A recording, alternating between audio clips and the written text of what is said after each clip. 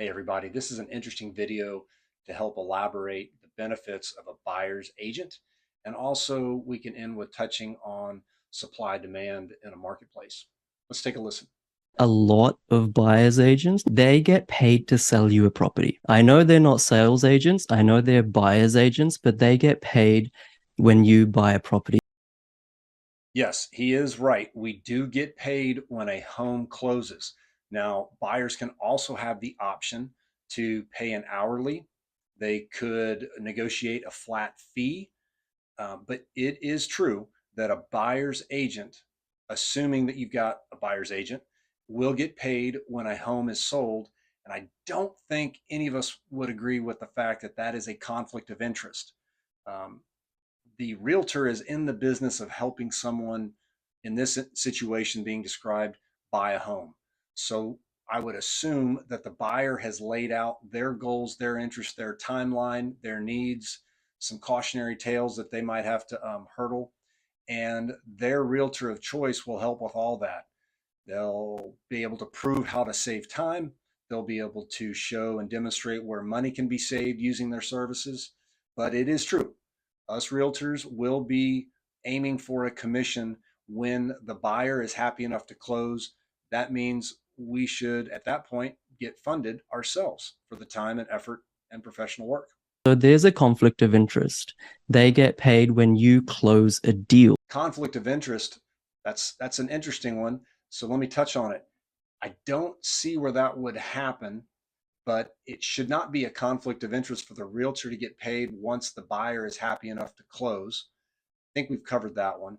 The other one is with regards to conflict of interest, the realtor would have heard exactly what that buyer wants, needs, pocketbook, time frame, and the realtor would be aiming to satisfy and check all those boxes. So I don't see the conflict of interest. Some buyer's agents, they're almost like the extended arm of a sales agent. They have that really good relationship with the sales agent. Every time the sales agent has this property for sale, they call up the buyer's agent and say, look, I know you've got 20 people in your waiting list. Which one do you want to sell this to? The realtor for the buyer being an extended arm of the listing agent, the listing realtor. That's a good point to bring up because technically he's not far off. If a buyer does not have their realtor representing them, then technically he is correct that a realtor could be an extension of the owner selling the home. So the owner selling the home has a realtor, and if the buyer working with the realtor does not have a buyer agency agreement, then technically that buyer's agent is not a buyer's agent. And it is a sub agent, an extension of the listing agent somewhat. You can have it tomorrow for $500,000. The buyer's agents may or may not know that it's actually only worth 450. The clients definitely don't know because they're outsourcing the responsibility and they're outsourcing the accountability. Additionally, on price, he uses a $450,000 price and talks about it selling for 500,000, maybe 550,000. Now this goes to a core bedrock of residential real estate and just about anything else, supply and demand. Uh, the demand isn't as important as the supply. And during the peak years of COVID, when in my market of Austin, Texas, we had 1, maybe 2 weeks worth of supply.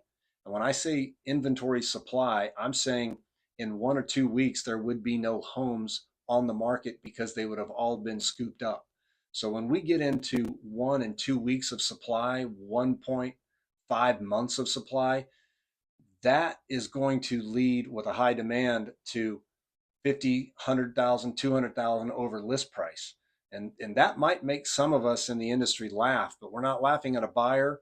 We're not laughing at a seller. We're laughing about the supply and demand and the implications of such. And the buyer's agent has just seen to be, got an amazing deal directly from the agent. The client is happy because they've closed a deal, and the sales agent is having a laugh because it's just the easiest thing they've ever done.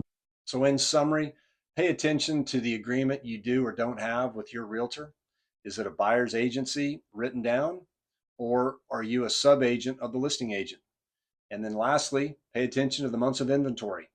Supply and demand makes a big difference, and that months of inventory will tell you that.